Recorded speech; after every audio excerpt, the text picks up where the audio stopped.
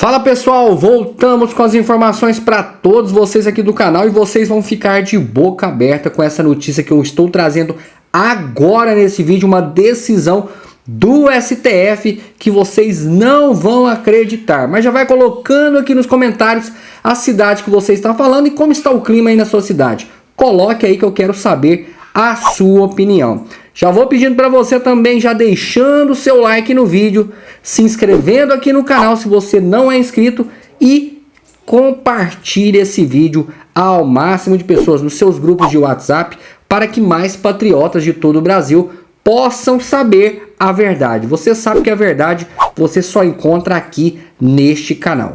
Sem mais enrolações, bora pro vídeo.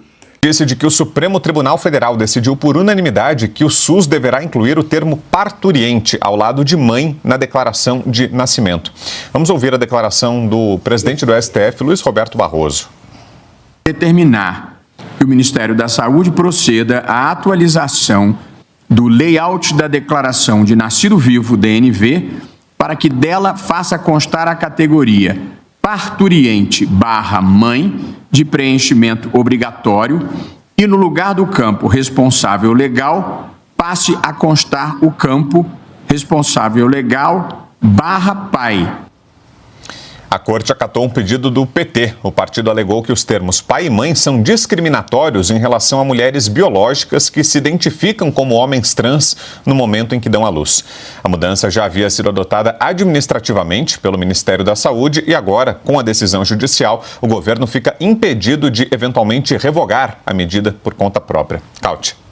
Não, assim, temos um parturiente. Mãe é discriminatório. E pai também. Então não pode ser mãe, não pode ser pai, porque senão vocês são conservadores, racistas, homofóbicos, etc. E a cartilha... Assim, é loucura. Estamos ao nível de, não sei nem se é senilidade do presidente ou do turma do PT que já passou, ou simplesmente histeria, ou folia, ou algum problema assim, crônico, biológico. Tá faltando um neurônio, não é possível um negócio desse.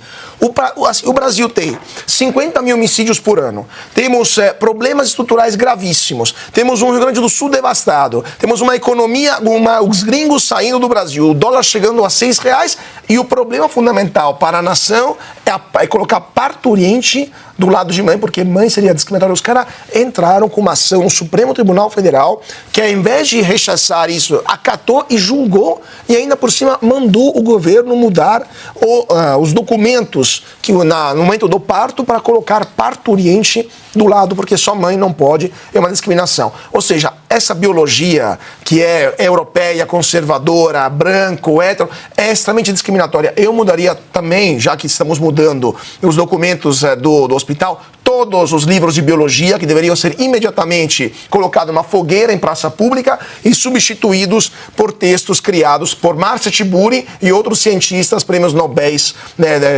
produzidos por faculdades públicas federais, como a do Maranhão, porque esses atuais aí são conservadores demais. Augusto. Vamos fazer justiça aí. Sabe quem é o pai dessa ideia aí? O Edson Fachin. Parturiente, é dele a sugestão. Ele foi... Me lembro da sessão. O Edson Fachin, ele inventou a teoria da lei do CEP, né?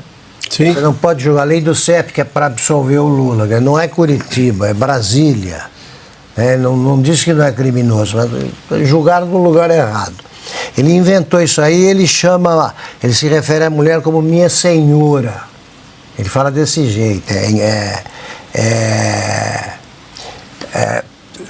Eu gosto desse tipo de pessoa porque diz tudo aí, a cabecinha. É dele que tinha que vir essa ideia, parturiente. Agora eu pergunto a vocês, em cada 100 mil brasileiros, quantos conhecem o significado de parturiente?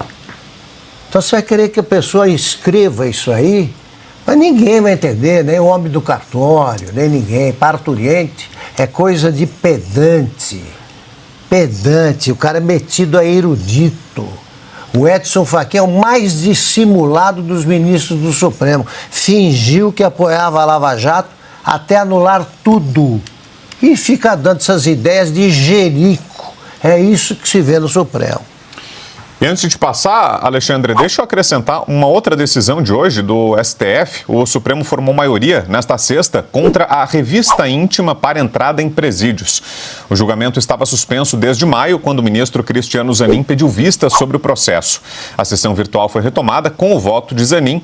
O magistrado seguiu com ressalvas o relator, Edson Fachin, que avalia a revista íntima para entrada em presídios como vexatória e ilegal, na medida em que viola a dignidade humana. Zanin, porém, sugeriu que revistas superficiais, desde que não sejam vexatórias, podem ser feitas até que o sistema penitenciário tenha equipamentos de segurança na entrada, como scanners corporais, esteiras de raio-x e portais detectores de metais. Com a maioria, o STF determina o prazo de 24 meses para que os governos comprem e instalem esses equipamentos. Além do relator Edson Fachin e de Cristiano Zanin, manifestaram-se nesse sentido os ministros Luiz Roberto Barroso, Carmen Lúcia, Gilmar Mendes e Rosa Weber, que votou antes de deixar a corte. Alexandre Garcia. Olha, eu imagino que isso não tem efeito retroativo, né? Porque houve recentemente algo parecido com uma menina de 13 ou 14 anos, por ser filha de um jornalista que está refugiado em outro país e que está defendendo o pai, e houve ordem para pegar o telefone dela e houve uma revista para achar o telefone. Que coisa horrorosa. Horrorosa, cruel. Cruel. Foi terrível isso. Então não tem como não lembrar. O Caute lembrou de uma senhora aí que o Binha resgatou declarações dela. Eu não tenho como não dar uma contribuição aqui, porque daqui a pouco vão estar defendendo a coprofagia, que alguns se lamentam acontecer com cachorros. Né? Daqui a pouco vai ser isso. Porque essa defesa desse órgão, né, me faz lembrar uma piada que corre entre os médicos sobre qual é o órgão mais importante do corpo humano. Aí o coração diz, olha, eu bombeio o sangue, eu sou mais importante. O cérebro diz, eu distribuo todas as ordens para o coração funcionar, para o pulmão funcionar. O pulmão diz, olha, eu sou mais importante porque eu oxigeno o sangue.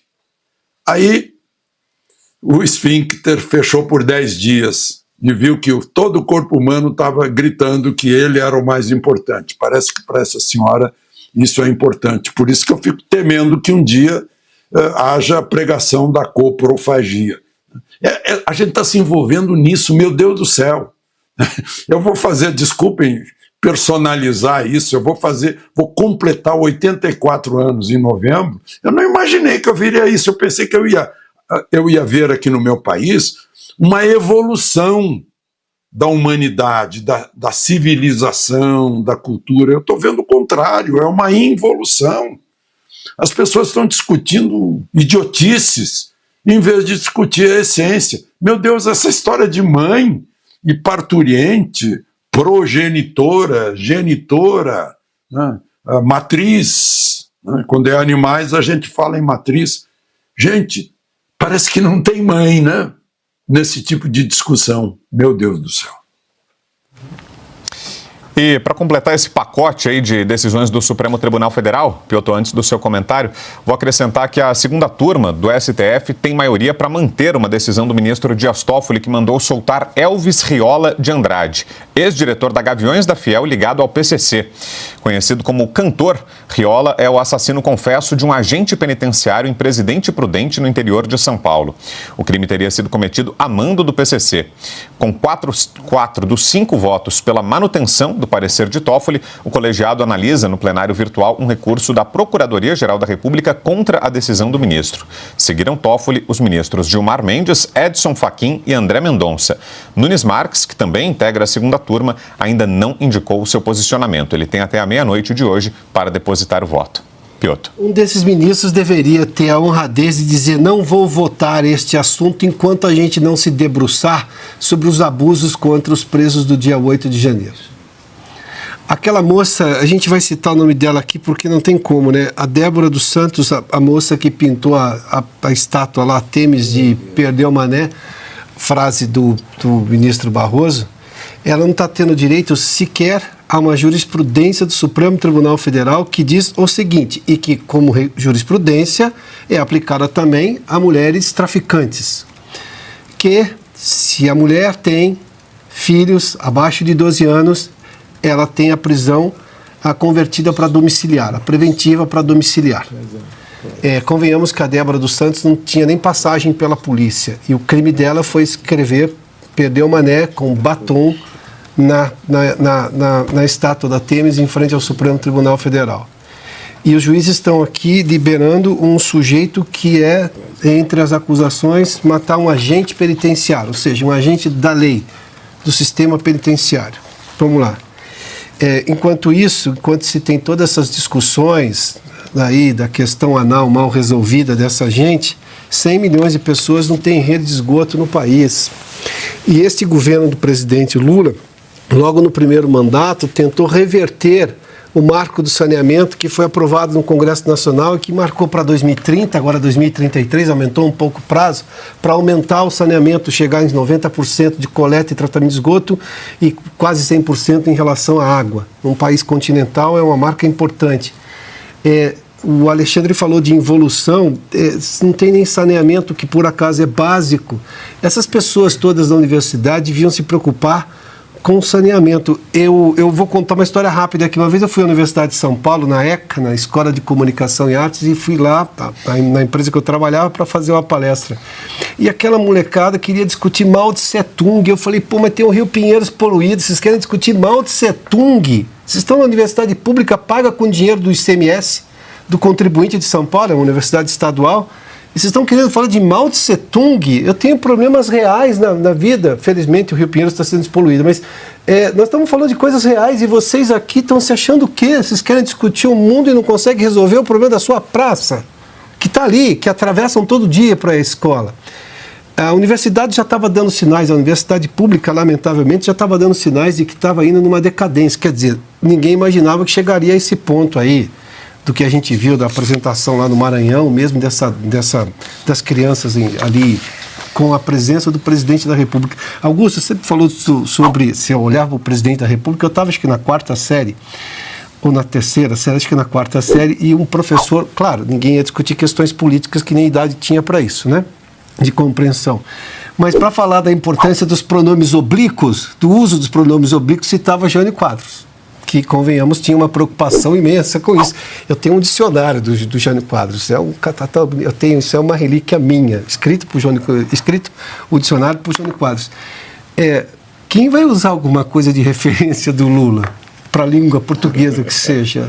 Só se for como exemplo negativo, né? Assim, também eu já tem professores conscientes que o fazem também. Não, e quando o Temer falava o Mesóclises, né?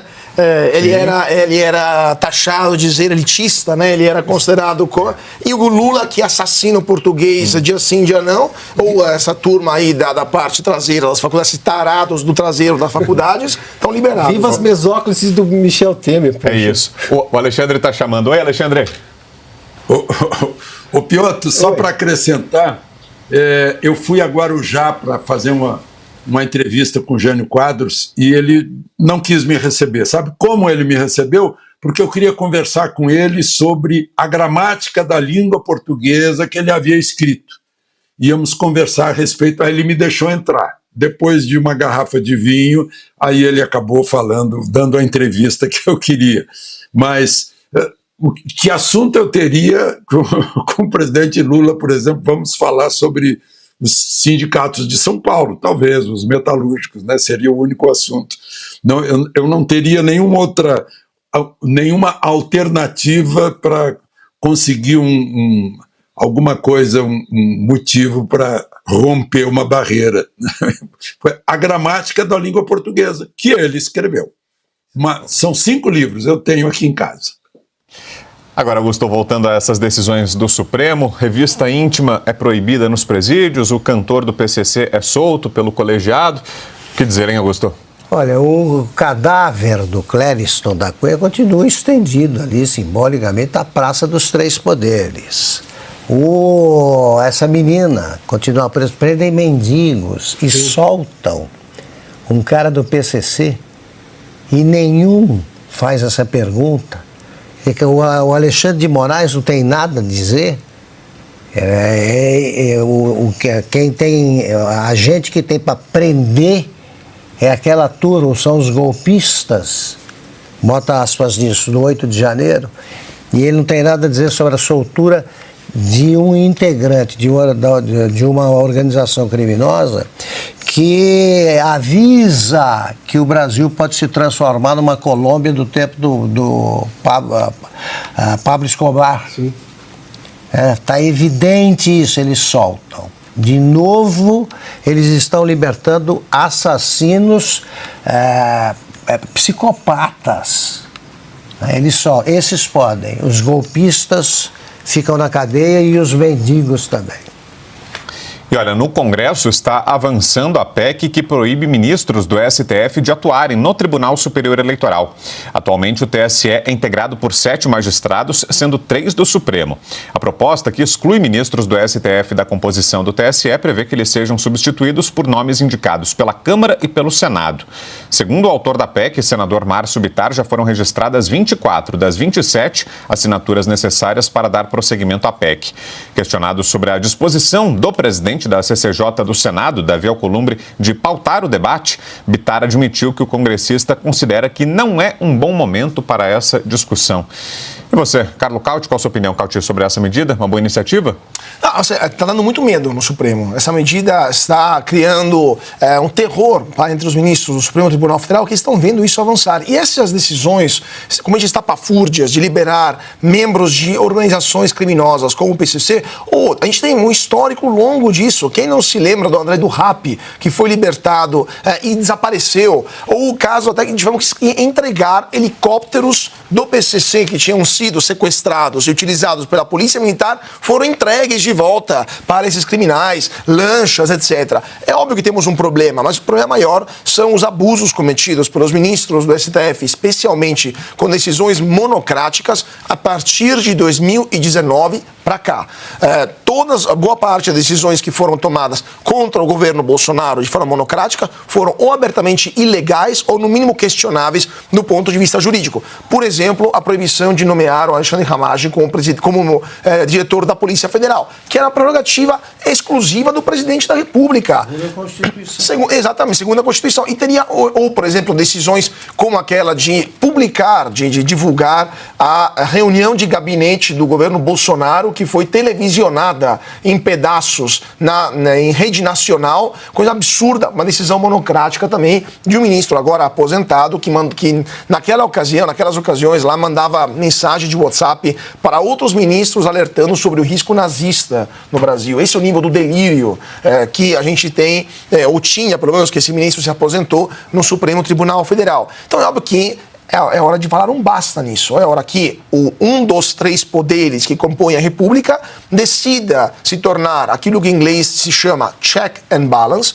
ou seja, atue como contrapoder e pare essa investida, essa série de excessos no Supremo Tribunal Federal que estão corroendo a democracia brasileira, estão corroendo as instituições do Brasil e estão deixando o povo cada vez mais distante do funcionamento normal das instituições brasileiras, cada vez mais desiludido com o funcionamento da República e, obviamente, cada vez mais polarizado. Também isso ajuda, acaba incrementando a polarização. Decisões como essa acabam aumentando, de novo, a indignação, que depois se transforma em polarização. Então, e essa é absolutamente algo legítimo que o Congresso pode e deve fazer, ou seja, barrar decisões monocráticas. Inclusive, essa PEC é uma PEC já edulcorada, uma PEC já light. Tem outras propostas muito mais duras que não foram apreciadas ainda. Então, é uma PEC que vai só parar temporariamente uma decisão monocrática para ser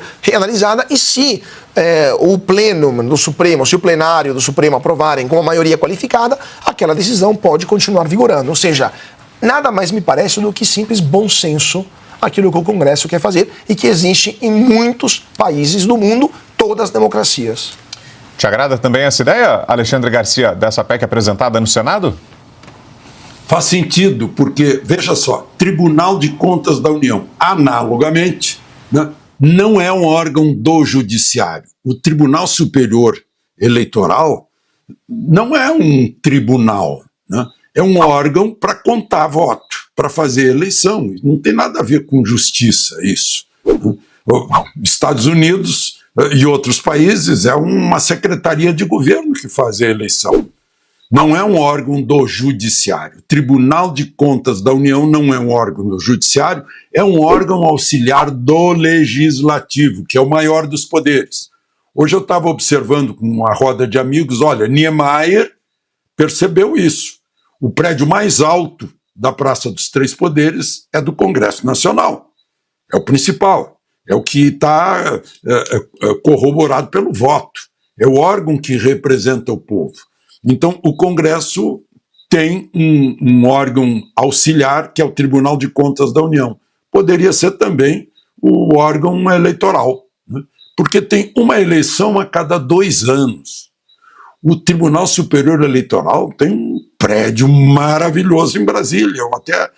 Eu sugiro que as agências de turismo mostrem para os pagadores de impostos onde foi os impostos deles na construção desse prédio maravilhoso, né? Aliás, ali aquela região faria inveja para os faraós, né?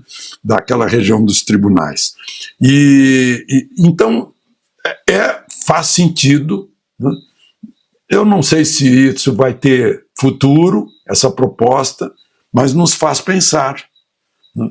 Por que tribunal? Por que órgão do judiciário para contar voto? Quando é uma questão administrativa, assim como é a questão administrativa, a fiscalização de contas da União, né, como tem fiscalização de contas do Estado. É isso. Voltamos com as informações e agora trazendo uma informação aí do Bolsonaro, pessoal. Bolsonaro que determina expulsão de deputado do PL por apoio a candidato petista, né? Agora até que enfim Bolsonaro mostrou aí o seu poder durante o PL, né? Ele que muitas vezes foi questionado em relação às decisões, às vezes fica muito calado, não dá sua opinião, e agora ele determinou a expulsão de deputado do PL por apoio a candidato petista. Vamos entender essa matéria que saiu agora. No cenário político brasileiro, a recente expulsão do deputado federal Júnior Mano do Partido Liberal do PL vem chamando a atenção. Determinada pelo ex-presidente Jair Bolsonaro, a decisão surgiu após Mano participar de um evento de campanha junto ao candidato Evandro Leitão, que concorre nas eleições de Fortaleza sobre o partido oposto, o PT. Esse episódio lança luz sobre as tensões internas e a disciplina partidária em tempos de eleição.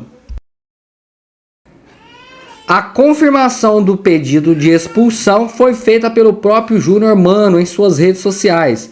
Em um vídeo, o deputado expressou sua perplexidade com a situação, destacando seu apoio a Bolsonaro em 2022.